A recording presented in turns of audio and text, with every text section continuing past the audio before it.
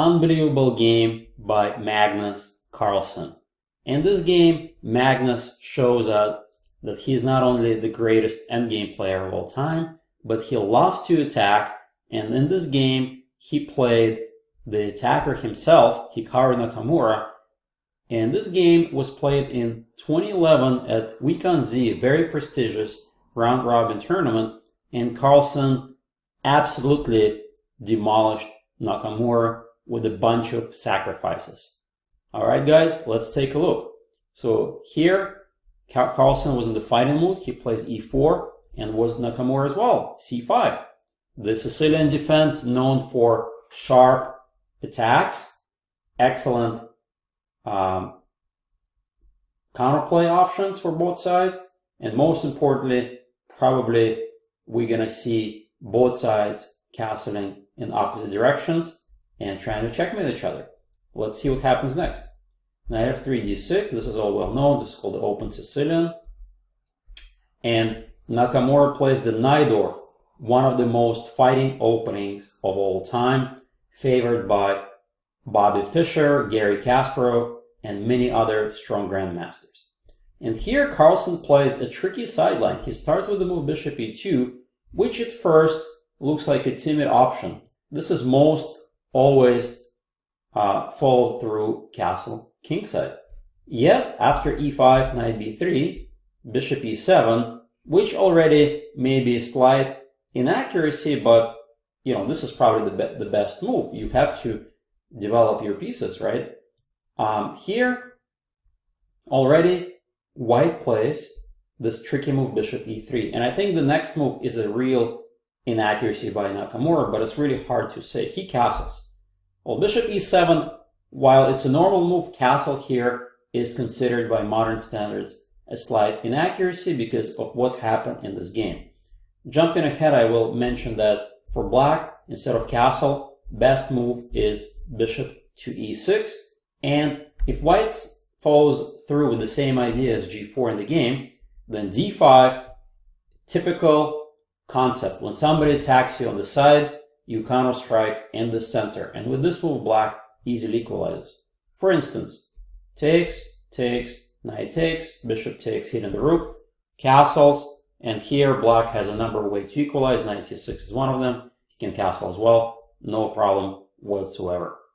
So let's go back to the main line. Here, Nakamura castled. And the big difference compared to the bishop e6 line is that after the move g4, it's going to be quite difficult for black to execute the standard plan d5 push. That's why Nakamura has to allow this g5 idea, and white has firm control over this outpost. We're going to see fighting game, guys. So Magnus, of course, plays h4. Nakamura has many different plans. One idea is to play a5. Another idea is to put knight on c6. He decides to play knight b6, which is a logical idea to try to use the c4 outpost. The half-open file together with the c4 outpost are typical ideas here. And basically, Carlsen already made up his mind. He's gonna go psycho attack, attack, attack, attack. But first things first, we need to take care of the king. We can't start the attack with the king in the middle of the board, right guys? So that's why queen d2 is important. Again, a5 was an option here, and Magnus, I think, was gonna play f4, a4, and f5 exclam. And white's getting lots of counterplay because this kind of trade should favor white. So let's go back to the main line. And Naka plays knight 8 to d7, f4, typical idea, takes, takes, knight e5, very good square for the knight. This is well played by black. And Magnus plays castle. So this is sort of a classic way to get to this position, except we got to this position via the bishop e2 move order. Typically, the way we get to this position is via the English attack. The English attack setup is that, you know, bishop e3, f3 plan, and then g4 push in the opening, leaving the bishop on f1. Things have changed a little bit, right? because with the pawn on f3, we play f4, we waste a tempo. This is very important to notice that. And of course, Magnus explained to everybody after the game that he knew about this concept. He managed to play f2, f4 in one go. This extra tempo will give him the advantage during the attack. So obviously everybody knows the plans. This knight that's dormant can now join the party, hit the bishop and go to f5. The pawn storm is coming. What should black do in return? Well, black has very nice outpost knight on e5.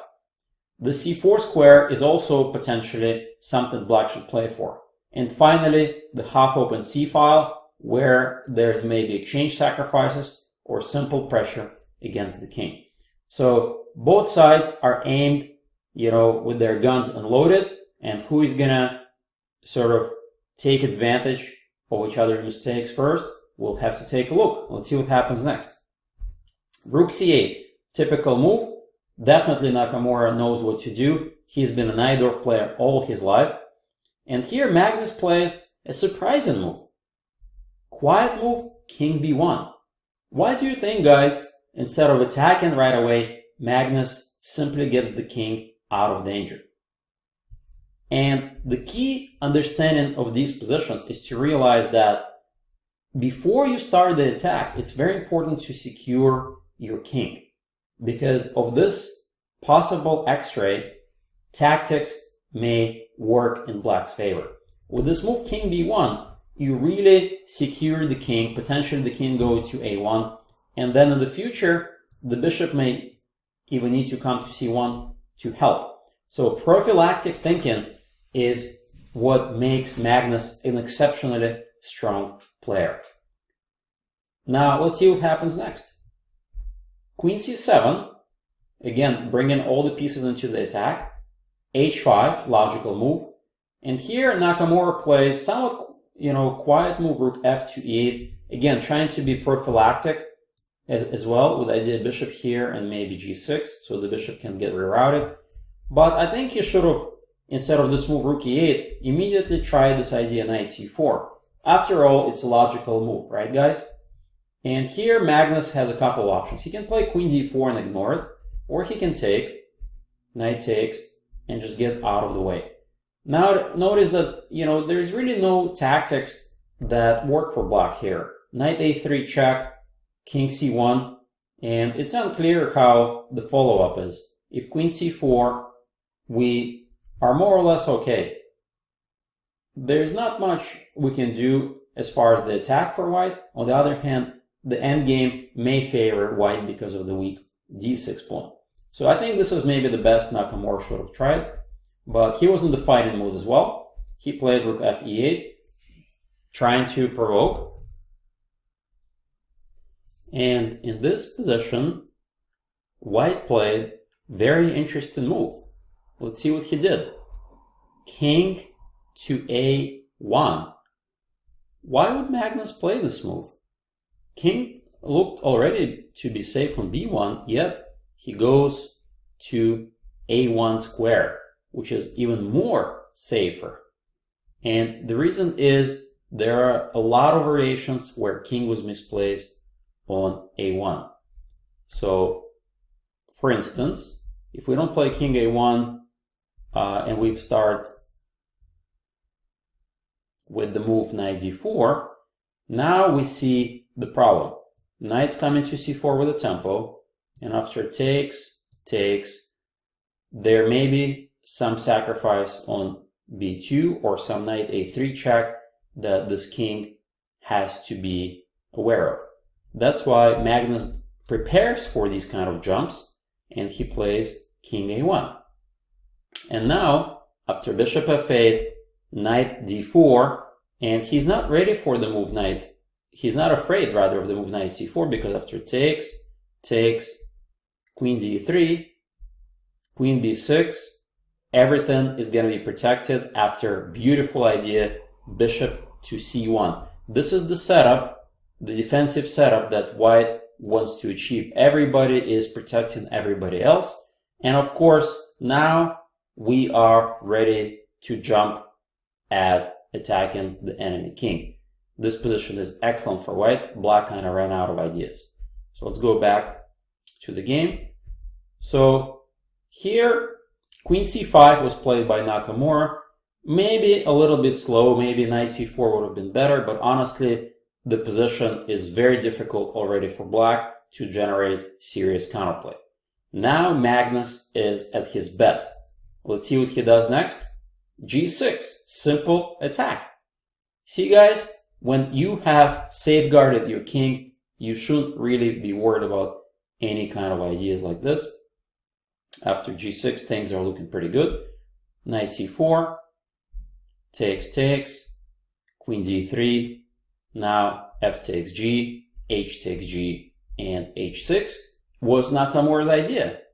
He basically says to Magnus, you know what, I've also safeguarded my king.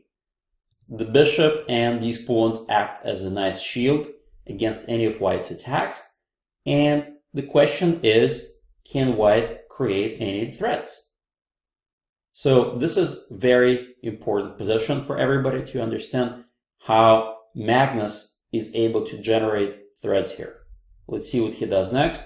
Queen g3 exclam. Now the idea here is at the right moment to play bishop takes h6, pawn takes, and g7. This sacrificial idea is going to open up the enemy king. At the right moment though, white is not ready for it yet. Very important to notice that after knight takes b2, king takes, check, everything is protected. With a simple move, knight b3, nothing to worry about. d5, no big deal, pawn takes, and really not much black can do. Check, simply king b1, and black ran out of ideas. White simply piece up. So let's go back. This is what happens if black kind of goes crazy with sacrifices. Instead, Nakamura played an interesting move, queen b6, threatening the pawn on b2. But most important idea, I think, of Nakamura is to try to transfer, first force the bishop back, and try to put pressure on the a2 pawn later on. For instance, after bishop c1, that's what happened in the game, queen a5. And the idea here is at the right moment to simply put the knight on e5, take on c3, and checkmate white. So this idea has some merit, but Magnus basically found a way to get his attack going and not be afraid of this plan. Let's see what he does. Rook here, knight e5, and now the key move. The key move is knight d5. Simple chess. Block the bishop, get rid of the sacrificial idea. Both knights are centralized, and now white is going to have all the fun. And Magnus will be ready to sacrifice everything shortly. Let's see how the game continues. Bishop takes, pawn takes. Now, on top of things, white also gets very nice outpost on e6, possibly f5 square, and everybody is eyeing the enemy king. What happened to black's position? Black really doesn't have any attacking options, and he has to take the pawn. Queen takes d5. The first sacrifice of the game is that central pawn, and Magnus obviously knows that his attack is going to come crushing through. Simple, elegant sacrifice. Bishop takes h6. All of this was anticipated, and Nakamura is given an option. We can take the bishop as black or the knight. So first things first, in the game he took the bishop. But let's take a look what happens if queen takes knight. This was the main idea of Magnus, to open up the h-file. Bishop e3, tempo on the queen. Queen somewhere, I don't know, let's say queen e4. And now guys, can you spot the win and maiden idea? This is very simple idea and very powerful. We need to get our queen on h7. So it's a sacrifice to track the king to the open file. That's right, you see it. It's rook h8 check, takes, and now queen h3 or queen h2, either one, and simple mate on h7. That would have been a beautiful game, but of course, these guys are 2700s for a reason. Both of them saw this. And so there's no need for Nakamura to take the knight. Instead, he to the bishop. G takes h6. And already white is down a pawn and the bishop, yet the attack rolls through. Everybody already knows the idea. G7 exclam. Well, here black has a very unpleasant choice. Do you take the pawn or not? I think Nakamura correctly did not take the pawn. But can you guys answer the question? What happens if bishop takes g7? Once again, we're going to see some really incredible checkmating ideas. So now the tempo moving the bishop with knight f5, threatening mate. So he has to do something about that. Typical idea is simply protect it with the rook. I should also mention that protecting it with the queen fails miserably to knight h6, forking the queen and the king. So rook c7 has to be played. Now check, and black is already in serious problems. What to do with the king? You have to go to the open file, and now you're setting up all kind of cool discoveries. Knight g4 check, and if you go back, simply knight f6, game over. I should also mention that if you go king here, there's a beautiful checkmate idea. Check from the knight and from the rook, and simple rook h8 mate. Again, unbelievable attack. Magnus and I think Hikaru, both of them saw this. So that's why black tries to put up the best resistance, and he uses this pawn as a shield to guard against any kind of direct attack on the g file, and simply moves the bishop out of the way. Bishop e7. So here Magnus plays rook takes h6, offering another sacrifice. Well, this one is easy for everybody. This is simply mate in one. So knight f7 has to be played. And okay, I'm sure both players had to see this position. After all, white's down material. How can white achieve the goal? Well, you may wonder, since this is all about sacrifices, we need to sacrifice the rook. The rook h8 sacrifice is actually a big mistake. After knight takes, queen, king takes. Now, it looks like this is going to be checkmate, right guys? Wrong. The queen guards the key h1 square. This is game over, and now not in white's favor. Rook h1 is going to be mate in one after queen takes, and the king is mated. So you got to be careful with your execution, guys. So the idea is correct, but we can't really play rook h8 just yet. Queen g6 exclam. Let him take one more piece. Why not? Take the rook. And now look at this. Magnus sacrificed a pawn, a bishop, a rook, and yet the attack continues because of these powerful pieces, the pawn, the queen, the rook, and threatening mate in one. The knight is helping out as well. So here I think, other than resigning, you have to find this only move to keep the game going. And I think Hikaru found it. Bishop to f6. When you have extra material, try to give the material back. So obviously queen takes f6 was possible. And, white has overwhelming attack even after that. But what Magnus does is more beautiful and more elegant. From now on, every single move is going to be check. And what's really beautiful about that is that we're actually going to give checkmate. The attack absolutely comes crushing through. Let's see, guys, if you can figure it out. So it's not queen takes bishop. It's queen h8. That's right. Queen h8 check, forcing move. King f7. Can you guys figure out the next move? And here, again, you can try rook takes f6, and after king takes, you can queen. But keep in mind that rook f6, you can simply step out of the way. So it's not quite the end of the world. Instead, g8 queen, check. That's the right way to go. He has to take that queen. You can't allow two queens on the board like that. And now, simple forcing combination resulting in mate. Take, check. Every move is check. Another check. King d7.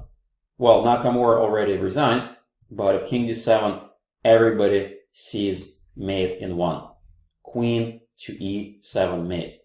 You see that knight on d4? it did play a role in white attack. Wow, what a game. Lots of sacrifices, typical Sicilian attack by Magnus, but I want to mention to you some critical moments. Remember, when white castle, the king was on c1, he played this king b1, king a1 moves. He didn't just go psycho immediately. He had to take care of the king. And the biggest takeaway for everybody who plays this kind of attacking chess is prophylactic thinking.